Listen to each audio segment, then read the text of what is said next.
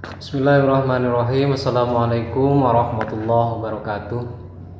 Alhamdulillahirabbil alamin. Assalatu wassalamu ala asyrofil mursalin sayyidina wa maulana Muhammadin wa ala alihi wa sahbihi ajma'in. Amma ba'du. Yang saya hormati dan saya muliakan Bapak dosen Fikri Farihin selaku pengampu materi kuliah perbandingan pendidikan yang saya cinta sayangi segenap teman-teman mahasiswa IAIG semester 6B yang saya cinta sayangi. Alhamdulillah pada malam hari ini saya mendapatkan tugas UAS dari Bapak dosen Fikri Farihin, yaitu membaca resume makalah perbandingan pendidikan dengan tema pendidikan di Brunei. Baiklah, saya bacakan pendidikan di Brunei. Yang pertama adalah profil singkat Brunei Darussalam. Brunei Darussalam atau lebih dikenal Brunei merupakan anggota negara ASEAN ke-6 yang merdeka pada tanggal 1 Januari tahun 1986 dan dipimpin oleh Sultan atau Raja. Kemudian penduduknya didominasi oleh suku Melayu Islam sebagai agama resmi dengan ideologi Melayu Islam Baroja. Jadi penduduk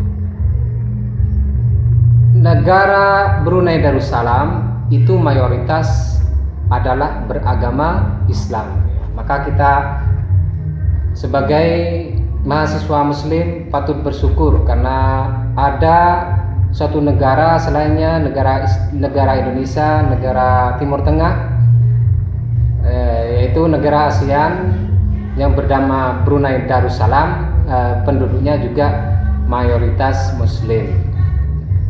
Kemudian tentang perekonomian didominasi oleh kesultanan dan asing serta investment dari luar dan dalam negeri. Jadi sama juga dengan Indonesia, itu artinya ekonomi yang berada di negara Brunei Darussalam itu didominasi oleh kesultanan atau kalau di Indonesia adalah pemerintah dan asing. Artinya pihak asing juga berinvestasi di bidang ekonomi demi menghasilkan suatu aset atau perekonomian yang diharapkan. Seterusnya tentang bendera Brunei Darussalam memiliki arti bahwa pemerintahan dikendalikan oleh sultan, senantiasa beriman dan patuh kepada petunjuk Tuhan. Jadi arti daripada bendera Brunei Darussalam itu sendiri bersifat agamis, karena tujuan utama adalah senantiasa beriman dan patuh dengan petunjuk Tuhan sesuai dengan firman Allah, wa ma khalaqtul jinna wal insa illa liya'budun, dan tidak kami jadikan manusia dan jin, dan tidak kami jadikan jin dan manusia kecuali supaya mereka beribadah. Nah, ini jadi walaupun bukan Al-Quran dan hadis sebagai pondasi atau ideologi bangsa, cuman tujuannya tetap mengarah kepada apa yang menjadi perintah daripada Al-Quran dan hadis.